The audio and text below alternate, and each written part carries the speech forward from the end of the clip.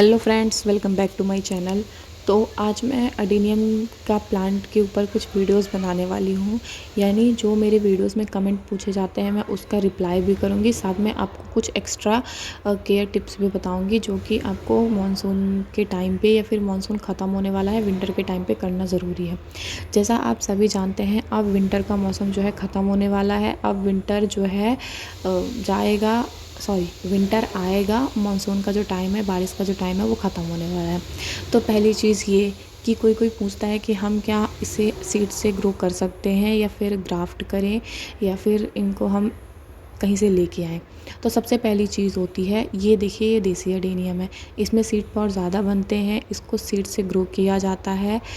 ये सीड से काफ़ी अच्छे से चलते भी हैं, लेकिन ज़रूरी नहीं है कि हम हाइब्रिड को सीड से ग्रो नहीं कर सकते। आप जो हाइब्रिड अडेनियम है उसमें भी सीड्स बनेंगे, उसको भी आप ग्रो करिए, सीड से भी वो बहुत अच्छा चलते हैं।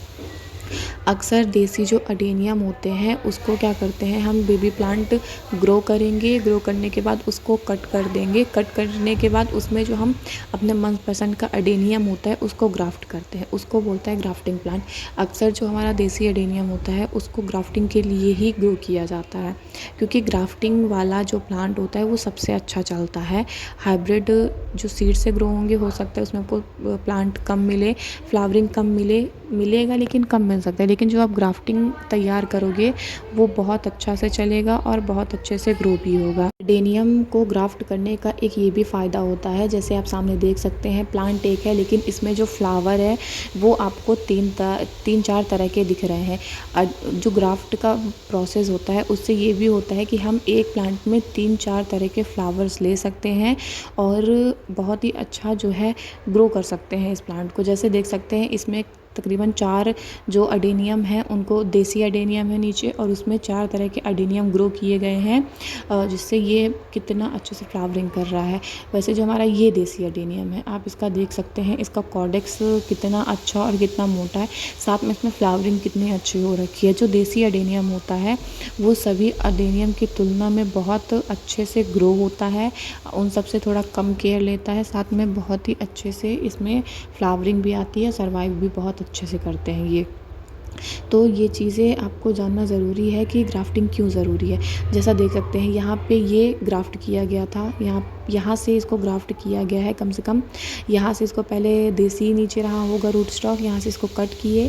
कट करने के बाद जो ये ऊपर का आपको पोर्शन दिख रहा है, यहाँ पे ग्राफ्ट किया है 3-4, तब जाके ये तैयार हुआ है।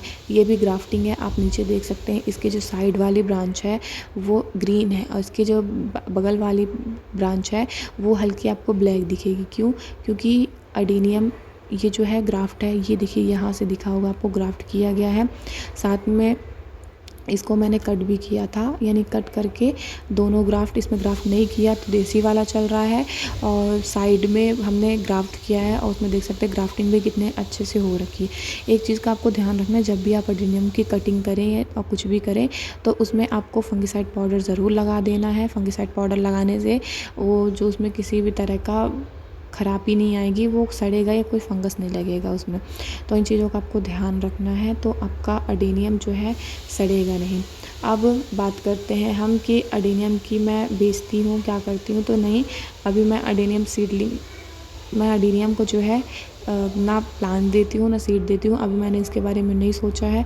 हाँ, लेकिन अगर आपको चाहिए तो आप मेरे में बहुत सारा कमेंट करिए। और अभी हम एकदम न्यू हैं, गार्डनिंग कर मैं बहुत साल से कर रही हूँ, लेकिन अभी चैनल मेरा न्यू है, इसलिए अभी इतनी ज़्यादा व्यवस्था तुरंत नहीं हो पा रही है। अगर हाँ, आप लोग का प्यार सपोर्ट मिला तो जल्द ही मैं ये काम भी ज़रूर शुरू कर दूँगी।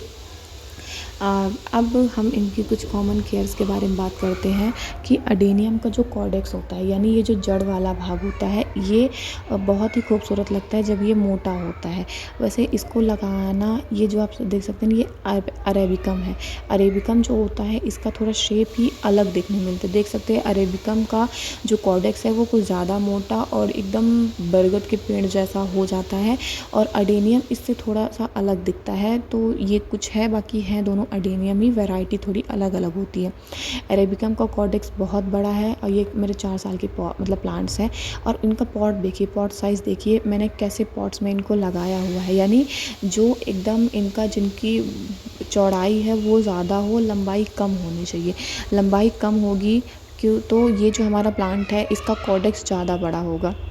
बात करें सॉइल मिक्स की, तो आप देख सकते हैं सेंडर में लगा हुआ है, यानी जो घर बनाने में गिट्टी यूज़ करते हैं आप, उसको सेंडर बोला जाता है।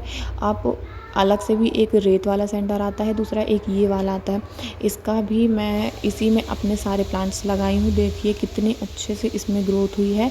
सेंडर, कोकोपीट और वर्मी कंपोस्ट, इन तीनों को बराबर बराबर मात्रा में आप लेके यूज़ करिए। मिट्टी आप बिल्कुल मत लीजिए, चलेगा, क्योंकि जो कोकोपीट और वर्मी कंपोस्ट या फिर गोबर खाद आप लोगे वो कुछ दिन में डिकम्पोस्ट होकर मिट्टी का ही रूप लेंगे।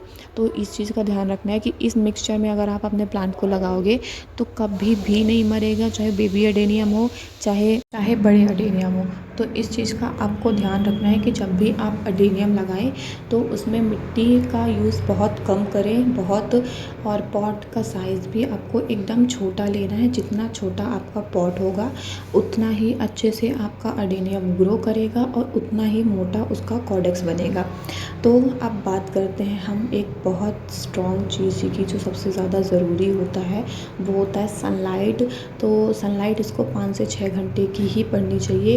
एक थे जिन्होंने मेरे वीडियो पे कमेंट किया था कि मैम क्या हम इसको शेड में रख सकते हैं, तो जी बिल्कुल नहीं, आप इसको शेड में नहीं रख सकते हैं। आपको इसको फुल सनलाइट में रखना है। आप तो ठंडी आ रही है तो आप फुल डे की सनलाइट में रख दीजिए। और वैसे 5 से 6 घंटे की धूप इसके लिए काफ़ी होती है। इससे कम धूप में भी ये चलेगा नहीं, और इससे ज़्यादा धूप भी पड़ेगी तो इसके पत्ते पीले हो जाएंगे। एक बात थी कि पत्ते पीले होना क्या नॉर्मल बात है, तो हाँ जी, पत्ते पीले होना नॉर्मल बात होती है। और पत्ते पीला बहुत से कारण होते हैं, लेकिन अगर ओल्ड लीफ हो जाती है तो पत्ते पीले होते ही हैं।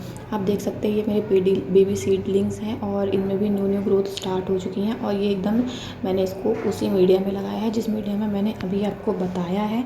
मिट्टी का यूज़ एक भी नहीं है, ज़ीरो मिट्टी में ग्रो हुआ है। और देख सकते हैं कितने अच्छे से इनके कॉर्डेक्स अभी से मोटे मोटे होते जा रहे हैं। तो इन सब चीज़ों का मतलब ध्यान रखिएगा। और पॉट जो है एकदम सोलो पॉट लीजिएगा आप, जिसकी चौड़ाई ज़्यादा हो, लंबाई कम हो, तभी आपका कॉर्डेक्स बहुत अच्छा चलेगा। और रिपोर्टिंग हमें कब करनी है, तो रिपोर्टिंग आप अभी कर सकते हो, कोई दिक्कत नहीं है। विंटर के सीज़न में भी आप रिपोर्टिंग कर सकते हो। बस रिपोर्टिंग के टाइम पे ध्यान रखना है कि कोई टूल या फिर कुछ भी हो आपके अडेनियम में ना लगे, नहीं तो वो लग के फंगस लगेगा और वो ख़राब हो जाएगा। इन सब चीज़ों का आपको ध्यान रखना है, तभी प्लांट चलेगा। अब बात करें फर्टिलाइज़र की, तो फर्टिलाइज़र इसमें आप फोलिज स्प्रे भी कर सकते हो और नॉर्मल भी फर्टिलाइज़र दे सकते हो। ऑर्गेनिक की बात करें तो ऑर्गेनिक में आपको नीम की खल ले लेना है, जो नीम मस्टर्ड पाउडर आता है वो भी ले सकते हो आप। मस्टर्ड पाउडर ले लेना है और उसके बाद आपको लेना है थोड़ा सा वर्मी कंपोस्ट और उसमें फंगिसाइड पाउडर 1 चम्मच डाल लीजिएगा। इतने का बराबर बराबर मात्रा में आप लेके उनका हर 20 दिन में एक बार अपने प्लांट की मिट्टी में डाल दीजिए। इतने से ही आपका प्लांट में बहुत अच्छी फ्लावरिंग होगी, बहुत अच्छा ग्रोथ करेगा। और बात करें इनऑर्गेनिक की, तो जो हमारा NPK आता है, NPK 19-19-19 एक बैलेंस फर्टिलाइज़र होता है प्लांट को ग्रोथ के लिए और फ्लावरिंग के लिए, तो उसका आप यूज़ कर सकते हो। वो एक खुद में ही एक बेस्ट होता है प्लांट के लिए। अगर आप वो दे देते हो तो फिर आपको प्लांट में कुछ और देने की ज़रूरत नहीं पड़ती है। बाकी डिपेंड करता है आपके ऊपर कि आप कैसा प्लांट रखते हो, कैसा उसमें फर्टिलाइज़र देते हो। फर्टिलाइज़र आप नॉर्मल भी दे सकते हो, कुछ हार्ड भी दे सकते हो। लिक्विड फर्टिलाइज़र्स भी आप इनका यूज़ कर सकते हो, लेकिन लिक्विड फर्टिलाइज़र्स गर्मी के मौसम में सही रहते हैं। ठंड या बरसात में इनका यूज़ थोड़ा आप अपने प्लांट्स पे कम ही करें, क्योंकि ओवर वाटरिंग से हमारे प्लांट अक्सर मर जाते हैं। तो आप पानी का भी ज़रूर ध्यान रखें। जैसा अब ठंडी स्टार्ट होने वाली है तो अब हमारी मिट्टी इतनी जल्दी सूखेगी नहीं, तो अब आपको जो प्लांट में पानी देना है तो कम से 3-3 4-4 दिन का गैप के बाद ही पानी देना है। अगर 3-4 दिन का गैप आप नहीं रखोगे, मिट्टी सूखेगी नहीं, जो हमारा आपने सॉइल मिक्स बनाया है वो सूखेगा नहीं, तो वो ख़राब हो जाएगा। तो इसलिए बोल रही हूँ कि आप जब भी इसमें पानी दें तो इसको पानी टाइम टू टाइम चेक करके ही दें। और नॉर्मल केयर वाला प्लांट है, ज़्यादा केयर भी नहीं लेता है, बस इसको आपको केयर सेफली रखना पड़ता है। और बीच बीच में इसमें फंगस या फिर किसी भी तरह के कीड़ों का अटैक हो जाता है तो आप 15 दिन में नीम ऑयल का स्प्रे इनके ऊपर ज़रूर करें। और नहीं तो जब आप पानी देते हैं, अगर मिट्टी में आपको फंगस दिखे तो 1 चम्मच फंगिसाइड पाउडर कम से कम 2 लीटर पानी में आपको घोल के अपने प्लांट में दे देना है। इससे भी इसका जो फंगस है ख़त्म हो जाएगा। और छोटी-छोटी केयर से आप धीरे-धीरे देखेंगे कि आपका कॉर्डेक्स बड़ा हो जाएगा, मोटा हो जाएगा और बहुत ही अच्छे से ग्रो करेगा, फ्लावरिंग करेगा। तो आज के लिए बस इतना ही। अगर आपके पास और भी कोई क्वेश्चन हो तो आप मेरे से पूछ सकते हैं, मैं सबका रिप्लाई करूँगी, सबको जवाब भी दूँगी। और अगर नहीं दे पाई तो मैं उसके ऊपर आपको एक वीडियो भी बना दूँगी। आपके पास जो क्वेश्चन हो आप सब पूछ सकते हैं। कमेंट बॉक्स में खुला है, आपके लिए ही कमेंट बॉक्स होता है, ताकि आप क्वेश्चन पूछें और हमें पता चल सके कि आपको किस टॉपिक में नॉलेज चाहिए। बाकी वीडियो कैसी लगी ज़रूर बताइएगा, और प्लांट्स आपको कैसे लगे ये भी बताइएगा। वीडियो को लास्ट तक देखने के लिए थैंक यू सो मच। मिलते हैं नेक्स्ट वीडियो में, तब तक के लिए हैप्पी गार्डनिंग, बाय बाय।